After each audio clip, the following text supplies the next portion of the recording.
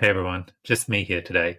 I wanted to take you through the roadmap that I built. I know the community have been asking for this, and apologies that this wasn't done much earlier. A lot's been happening, but I've taken some time working with the tech team and just putting together a new, better looking roadmap that doesn't have all my scribbles and notes and things to try and capture what the guys are telling me when we're planning out what needs to get done next.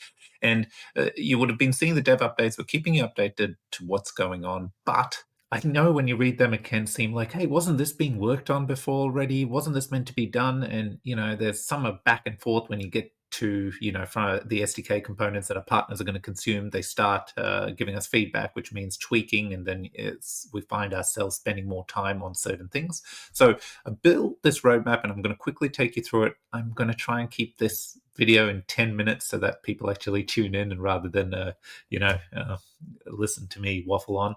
So here is the roadmap that has been built. It's just a simple Notion page, nothing fancy. It's already live, and I will keep adding to it and making sure as things are getting done, I'm updating this board as a source of truth so you can follow along. It'll be weeks, every week I'll update it rather than month or anything like that. So what I've tried to do is kind of capture bigger pieces of work as high level as I could. In specific cards, I've gone a little more granular, especially if there's many chains to action, so you can go in to see what's been completed, especially in the in-progress stuff. And you can over here pick by status, quarter. There's a bit of a timeline, but just with the timeline view, I have literally put timelines per quarter for you to get a general idea of what we're trying to get done in what quarter, and usually it'll be the 3-month span. Some of the tasks may actually be very close to finishing and not needing, this third quarter till the end of it to get done. So, however, it's just a generalization while I just put this roadmap together. And yeah, anyway, they're different views. So let's just go down to quarter by quarter. As you know, and I've stated in many different podcasts, we have finished off the core build, which is all the new relays connected to all the existing chains. And you can see here, I've ticked off all the chains in there. New asset managers, we've deployed the money market, and that was all done in quarter one. And then we've been testing and things like that. In quarter two, which just wrapped up, and now we've started quarter three, just thinking of the full year broken down into 3-month periods. What's been done in quarter two, like we forked the Xcol scan site to a newer version that is updated to the new infrastructure, though it still has the icon Xcol branding, which we will fix and get that updated. But overall, the site's built, and we can track everything going on. These are things that have been completed in quarter two. We finished off the V4 AMM, so that's also live on mainnet. And you can see I've tagged, I've got this section called released and what we need to get done for day one launch, or whatever is scheduled for day one launch. Because at this point in our build, a few of our streams are much further ahead. For example, smart contract stream, majority of smart contracts are done, so they're already building new chain integrations. Whereas the solver, for example, we want to get a very stable release in production, which means completely locked down code for exactly what's being built. So some new features that are ready for the solver are not ready for that production relay, for the production solver, because we want that. That's not done yet, and we want to lock that down before we ship any new updates, and I'll talk through it in a sec. So the V4 AMM is done. The pending piece for here is the SDK components haven't been built, but we will get that addressed soon. Then integrate the solver to the current state chain. So I know we've been building this solver for a while, but just for context, so people know, we did a flash build of the original solver for balance in 6 weeks. Got it done in 7. This was end of last year, early this year. We saw it worked, and then obviously through some of these sessions you've seen, we re-architected everything, which meant the solver actually had to be built from ground up. So the solver itself had to get built, and I'm sure there's a card down here for the solver. So we built the core solver, very different to the original build. And then we integrated all the chains that we currently have. Now, the two chains that aren't integrated, you'll notice, is Archway and Harbor, because they're not they won't be integrated into the new solution. So the chains are done, so that piece is done here. The LST, so obviously there's going to be an LST component to the new Soda token. That piece is being built and is done. Again, though, you'll probably notice this is a release 2. This is not needed for day 1 release. And I'll come back and circle to the day 1 release. So, but this component's done. BNUSD for Sodax, believe it or not, this was done a bit later to use the money market infrastructure and implement the new version of BNUSD. So that's been done now. The router contracts, these are specific to...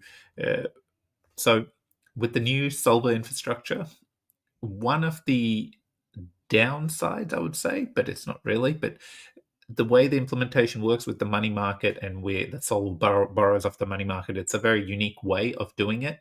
But what happened with that was the solver speed, the speed of a swap slowed down. So I think in the old world, you could get it in 5 to 8 seconds. At the moment now, it was tracking around 30 seconds, which already it's down to 15. But the other solution was we build these router contracts that would help basically where if the solver had to do multiple transactions on each chain, having this router contract would make it so it's one transaction and would speed the entire process up. So that piece has been built, deployed. However, the solver isn't using it just yet. And day 1, the solver won't use that. That's why I've got it noted as release 2. So the piece is done. Then once day 1 is stable, we'll do all the testing with the router integration into the solver, and then it will form a future release of the solver. The Intense V2, so this was done including the filler contracts. So now they're filler contracts and on all the spoke chains. And this just means that in an event the spoke chain has a certain asset, the filler contract will help speed up delivery of that asset rather than messages going back and forth constantly to the hub chain. The Sodax Solver SDK. So this one is what we needed to finish to ensure that our partners can use it. So with the SDKs, view it as 3 pieces. There's the core SDK, and that includes the solver, how to interact with the solver for all the chains, the money market features. So this, in a high level, that's how I view it as well. Like that's the core SDK. Then you got the wallets SDK, which is all the wallet integrations into the SDK. And then finally, the third SDK is the DApp kit, which is the actual logic of how, like Balance would use, they build certain logic to ensure that once you're signing a specific transaction, it's interacting with the contracts in a certain way. So we built all these as packaged them as SDKs so that partners don't have to spend time building these components. That said, as we've delivered these pieces to partners, we're getting ongoing feedback and refining things based on that, which is Balanced and HANA at the moment. But just so you see over here, like this was done towards the very end of Q2 as well. So that's the 2 SDK pieces, but you'll notice the wallet piece and the DApp kit, which I'm sure is down here somewhere. The wallet SDK isn't finished, and what's pending here is basically 2 chains, Solana and Sonic, and Solana should be getting worked on. This actually should be done any day now, and the DApp kit component will be worked on soon. So that's how the SDK piece. Hopefully, I'm not ranting too much. The website, yes, we have a banner. The main website is ready. Actually, I just saw a comment before. Launch is imminent. Okay, and it's just the main page, and then the website will slowly add a few more pages, partners, etc. What we need to build out, but the main guts of the page and the wallet registration process and things are all done and ready to ship. So that should be any day now. Then scrolling down in Q3, which is the quarter we're in. I know, ironic, these are Q2, but just so you know, yes, they are a little bit behind. So Q3, integrate Solver with the current set of chains. So this is what's it's done, and this is what's being tested at the moment. So far, as I said, yes, we've seen challenges, but overall, without some of the refinements that help speed up the solver, we've already seen the speed improve dramatically. So that's great, and that's just swap speeds, right? Quotes are still great, which is good. The spoke chain rate limiter contracts, I talked about this in the dev update. It's essentially Balance has this as well. If suddenly there was a large amount of assets leaving the asset manager, like in a certain span of time, the contracts are locked essentially, in case that's a sign of abnormal activity, etc. So we built these things because as many audits as you do, whatever you do, like hacks happen. So all we're trying to do is beef up different types of security methods to, in an event something happens, to minimize the damage, and that's what the rate limiter contracts are. And over here, you can see we've already finished the version 2 of CCTP into the solver, which is, if you didn't know, USDC, the USDC solution Circular built, where you can move USDC between all the chains they're integrated to. V2 only supports 4 chains at the moment. We've integrated it. However, again, this piece is something that will come in the next release of the solver. So, but the work is done. It's more the rush is now. The focus is on just getting that production release of the solver up so that we can then migrate liquidity, which I'll talk to in a moment.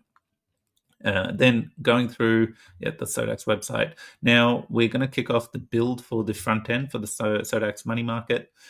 The Sodax wallet SDK is those 2 pieces still being worked on. Backend infrastructure. So obviously we are building quite a lot of the backend now to support the new chain infrastructure and all the data points we need. So that's going to just be an ongoing piece.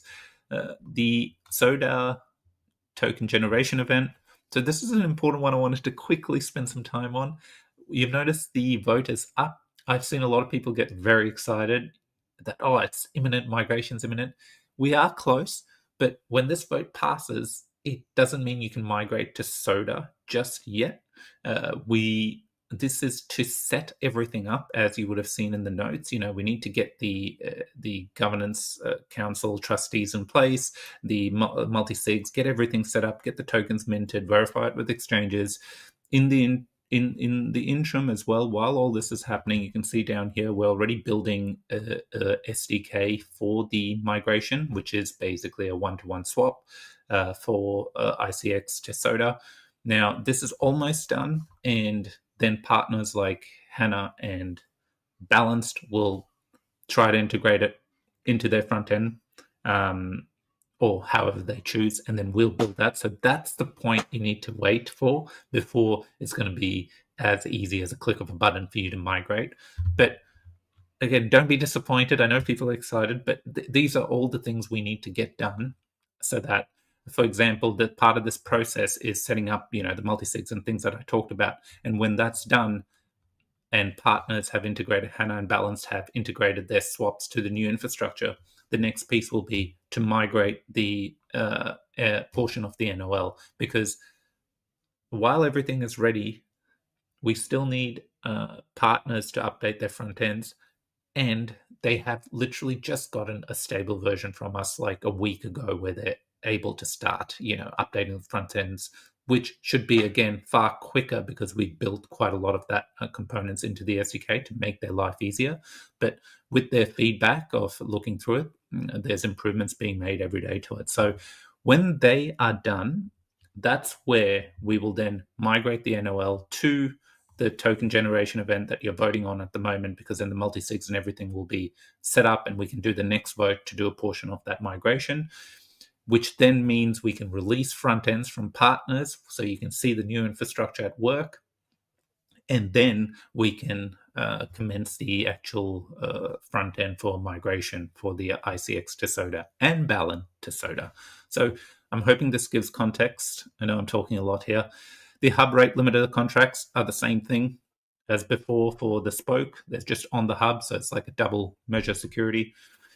integrate the router contracts. So this is what I talked about earlier. We've built router contracts, but they haven't been integrated into the solver.